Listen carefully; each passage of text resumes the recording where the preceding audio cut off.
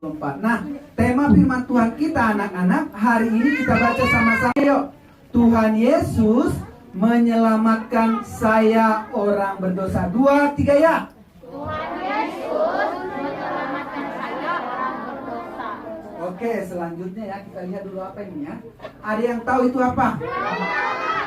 Nah, ini adalah apa? Virus corona. Nah, anak-anak, virus corona itu berbahaya atau tidak berbahaya? Berbahaya.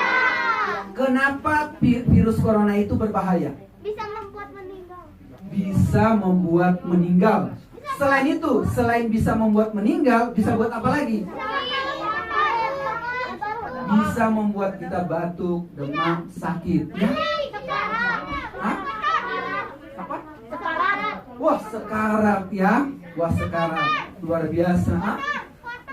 Bisa buat kotor paru-parunya, bisa buat kita jadi rusak ya. Nah, ini virus corona ini sangat berbahaya. Karena berbahayanya sampai dulu ibadah online sekolah minggu dilakukan 2 tahun lebih. Bukan hanya ibadah sekolah minggu, tapi sekolah juga dibuat libur atau dibuat online juga oleh guru-guru. Karena apa? Karena ini begitu berbahaya. Nah, tapi ada satu penyakit yang lebih berbahaya dari virus corona sekarang ini. Aku tahu. Ada yang tahu? Omikron, hepatitis. Oke. Sakit hati, nyeri hati ya. Oh iya betul. Sakit hati juga sangat berbahaya. Hepatitis juga berbahaya. Tapi yang paling berbahaya adalah penyakit ini. Wah, apa itu? Dosa. Dosa itu sebenarnya enak dilakukan, tapi sangat berbahaya. Ada yang tahu apa yang membuat dosa sangat berbahaya? Aku tahu. Apa coba tuh? Nanti kalau udah meninggal bisa masuk neraka disiksa. Wow, bisa masuk neraka, bisa disiksa. Kalau udah orang baik masuk ke surga. Oh, kalau udah orang baik masuk ke surga. Oke, kita lihat nanti firman Tuhan ya. Itu bisa berdosa. Apa? Merokok. Wah, merokok. Emang kamu udah pernah merokok? Oh, belum. Iya. Iya ya. Jadi dosa itu sangat berbahaya. Kenapa berbahaya? Kita mau lihat dulu nih. Nah, ini adalah bahaya akibat dosa. Nah, yang pertama ini terpisah dari Allah. Apa? Ada yang bisa lihat Tuhan sekarang? Coba lihat dulu. Ada yang bisa lihat Tuhan? Tidak ada yang bisa lihat Tuhan. Itu karena apa? Karena dosa manusia. Tadinya manusia bisa ngobrol dengan Tuhan di Taman Eden. Halo Tuhan, selamat pagi. Senang sekali makan buah-buah di sini. Wah, enak, terima kasih ya Tuhan. Bisa ngobrol begitu. Ini Tuhan kenapa ya? Gajah dibuat apanya? Hidungnya panjang sekali Tuhan. Lucu deh gajahnya, bisa ngomong begitu di Taman Eden. Tapi ketika Adam dan Hawa ini menjadi berdosa, mereka tidak taat kepada Tuhan. Mereka menghadapi bahaya yang pertama, yaitu terpisah dari Tuhan. Mereka terpisah dari Tuhan. Mereka diusir dari Taman Eden.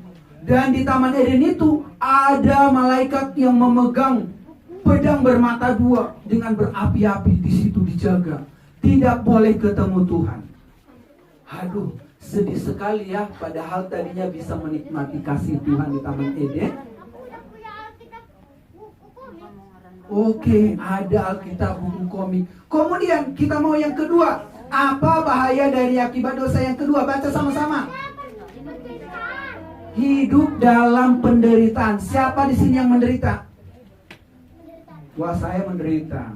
Menderita karena apa? Ya kayak kemarin ada COVID, kita harus nggak boleh bebas. Itu penderitaan. Kemarin itu juga Bang Christian pingsan lagi, pecah kepalanya di sini. Waduh, itu penderitaan. Kalau nggak ada dosa tuh, nggak ada yang namanya jatuh-jatuh, ya kan? Tapi karena ada dosa, maka hidup dalam penderitaan. Siapa yang pernah sakit? Ya, semua pernah sakit. Nyeri hati, siapa yang pernah nyeri hati? Oh, orang juga pernah nyeri hati. Aduh, ya sakit hati. Udah sakit perut. Siapa yang pernah dipukul sama mamanya? Ah? Wah, dipukul sama mama karena, nah itu karena kita adalah orang berdosa. Pernah dipukul sama mama. Nggak pernah dipukul. Wah, baik mamanya. Baik mamanya, hebat itu. Oh, nanti Bang Christian aja yang pukul Bang, mau nggak? Enggak ya, jangan ya. Nah, adik-adik hidup dalam penderitaan itu bahaya sekali. Kemudian ada lagi nih, pasti mati. Siapa di sini yang masih hidup? Ya, kita masih hidup. Siapa nanti yang pasti mati? Ya, Bang Christian pasti mati. Kalian juga pasti mati. Nggak tahu kapan, ya kan? Ah, itu karena akibat dosa. Terus apa namanya? Disiksa di neraka.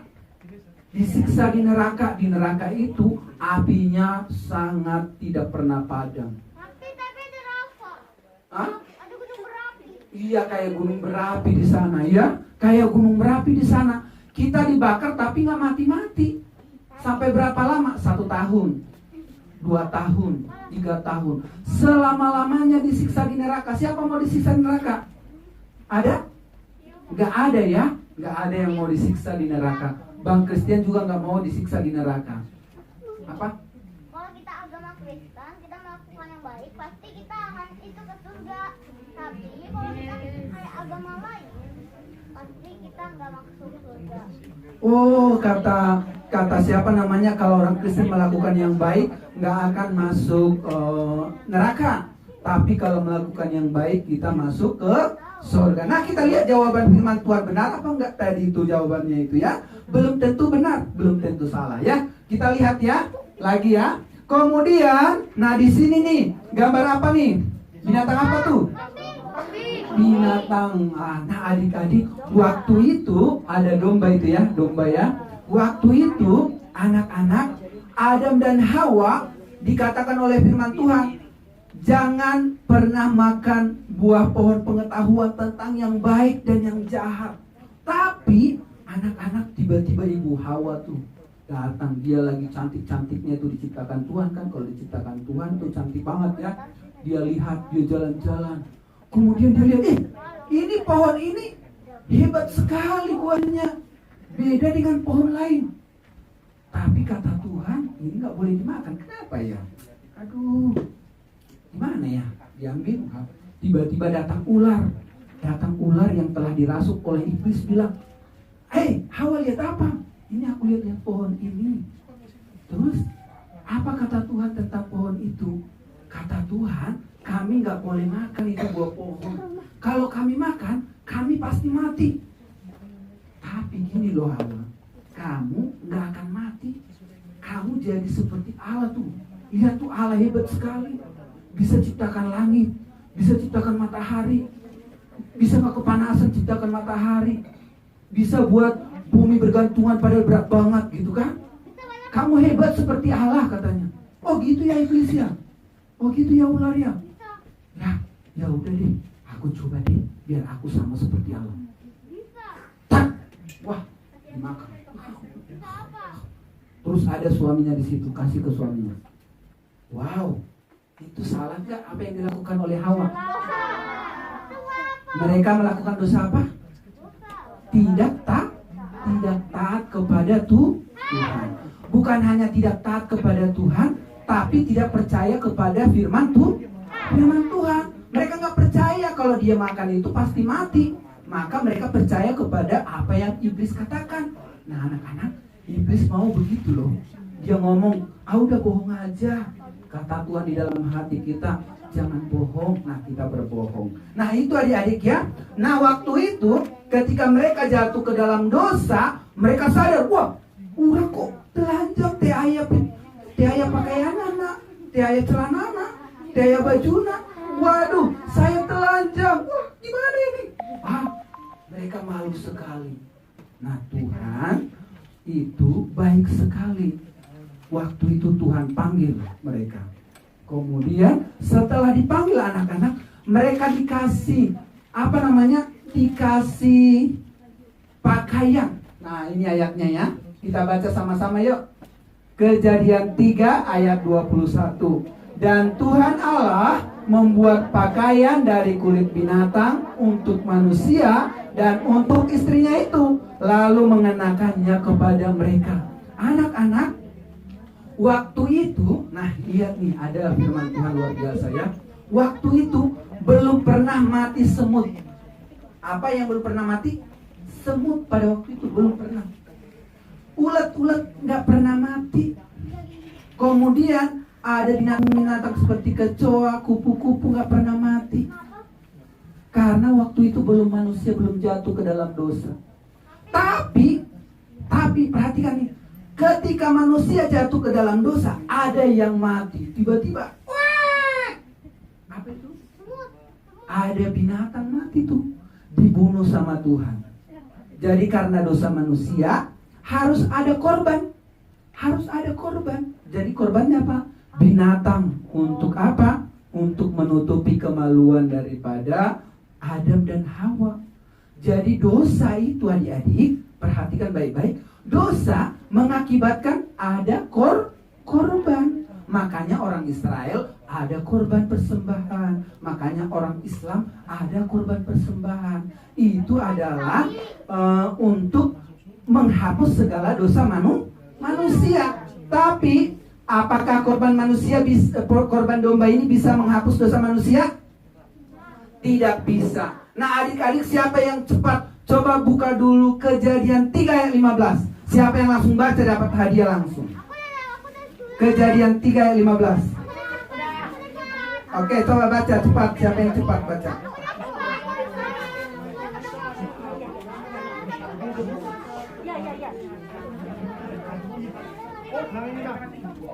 Oke, Kejadian pasal 3 ayat 15. Aku akan mengadakan permusuhan antara engkau dan perempuan ini, antara keturunanmu dan keturunannya. Keturunannya akan meremukkan kepalamu dan engkau akan meremukkan tumitnya. Nah, itu perkataan firman Tuhan di dalam Kejadian pasal 3 ayat 15.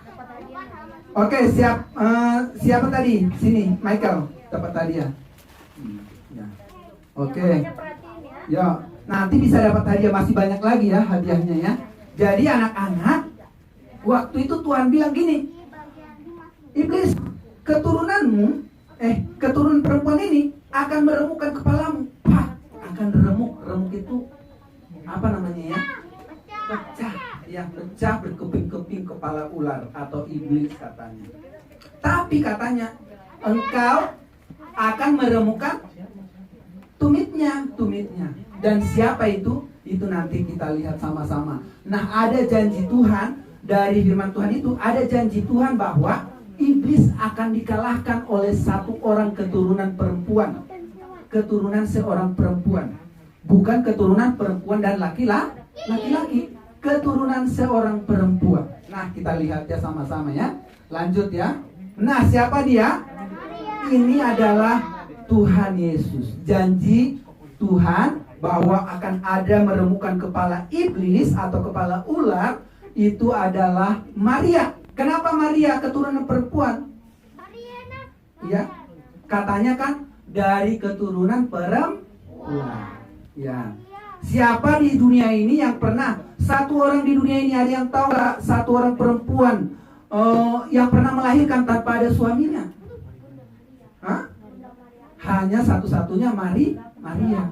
Jadi firman Tuhan itu digenapi ya, digenapi bahwa ada satu orang. Nah, anaknya perempuan inilah yang akan meremukkan kuasa iblis. Nah, kenapa dia bisa meremukkan kuasa iblis? Kita lihat sama-sama ya. Kenapa dia bisa meremukkan kuasa iblis? Karena Tuhan Yesus adalah Tuhan yang berkuasa. Dia menciptakan yang tidak ada menjadi ada. Ya, coba kita lihat ya. Tuhan Yesus menciptakan apa nih? Mengubah? Coba, ini ada air. Bang Christian mau ubah dulu jadi anggur ya. Boleh? Jangan kaget ya, Bang Christian ini hebat ya. Oke. Jadilah kau anggur. Wah, tidak jadi. Kenapa? Karena Bang Christian manusia biasa. Lamun Tuhan Yesus bisa nggak? Kalau Tuhan Yesus bilang, Ini, jadilah kamu jadi anggur. Bisa nggak? Bisa. Nah itu bedanya. Bang Christian ini manusia biasa. Tapi Tuhan Yesus adalah Allah yang sanggup menciptakan, ya, mengubah air menjadi anggur. Jadi hebat nggak Tuhan Yesusnya? Coba kita lihat lagi yang lain. Tuhan Yesus menyembuhkan. Ini buktinya kalau dia berkuasa meremukkan kuasa iblis. Dia bisa menyembuhkan orang buta. Siapa yang pernah lihat orang buta? Matanya kebuka atau ketutup? Ada yang ketutup, ada yang kebuka. Tapi biasanya matanya sudah jadi abu-abu atau mengecil gitu. Kecil bola matanya. Karena matanya rusak. Ketika Tuhan Yesus menyembuhkan orang buta, mata orang buta, dia ngapain itu? Menciptakan bola mata yang baru. Bola mata yang baru, yang bagus. Aku pernah lihat. Iya. Di mana dilihatnya? Di YouTube ya, di TV ya. Bagus sekali ya. Tuhan Yesus menciptakan bola mata yang baru. Selanjutnya kita lihat nih. Oke, ini ada orang lumpuh ya. Ada orang lumpuh digotong, kemudian dimasukkan dari atap, diturunkan tuh depan Tuhan Yesus. Tuhan Yesus bilang gini, ketika Yesus melihat iman mereka, berkatalah ia kepada orang lumpuh itu, hai anakku, dosamu sudah diampuni. Kok Tuhan Yesus ngampunin dosa orang? Kalau saya nih bilang, Pak Riki, dosamu sudah diampuni, hapus nggak dosanya? Enggak. Tapi kalau Tuhan Yesus bilang, dosamu Pak Riki udah hapus, hapus nggak? Hapus. Berarti Tuhan Yesus berkuasa menghapus dosa manusia. Karena apa? Karena dia Tuhan. Dia luar biasa, anak-anak. Dan kemudian dia bisa menciptakan kaki yang baru. Buat siapa namanya ini? Buat bapak itu. Sehingga dia sembuh. Oke, selanjutnya anak-anak ya. Nah anak-anak, tapi Tuhan Yesus datang tadi, ada upah dosa itu adalah maut, kematian, masuk neraka, segala macam begitu ya. Nah Tuhan Yesus kemudian akhirnya ditangkap. Dia di apa? Ditangkap. Kenapa Tuhan Yesus harus ditangkap?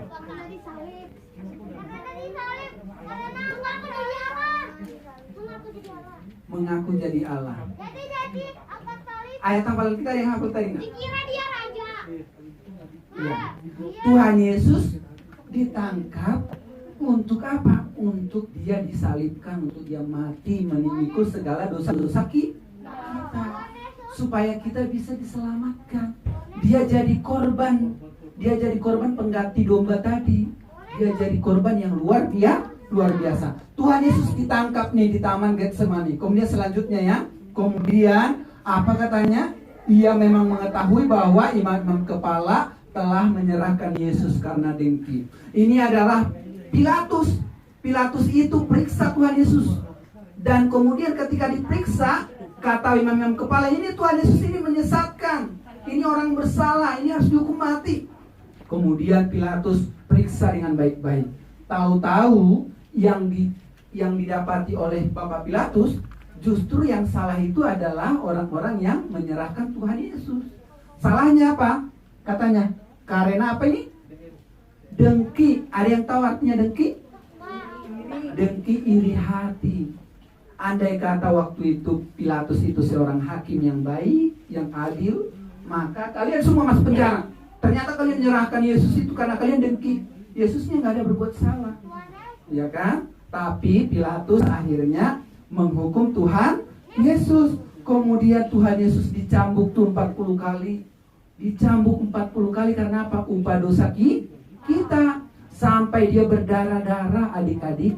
Itulah bahayanya dosa manusia. Selanjutnya kita lihat Tuhan Yesus akhirnya di apa? Disalibkan. Bukan hanya dicambuk, tapi disalibkan. Dipaku tuh. Ada satu dong, ada satu. Itu ada orang jahat di kiri dan di kanan. Tapi yang di tengah itu adalah Tuhan Yesus. Tangannya dipaku, tangan kanan, tangan kiri, kakinya dipaku. Tuh remuk tumitnya. Remuk tumitnya seperti firman Tuhan tadi di Kejadian 3 ayat 15. Kalau kuasa iblis itu akan membuat remuk ya. yang meremukkan kepalanya.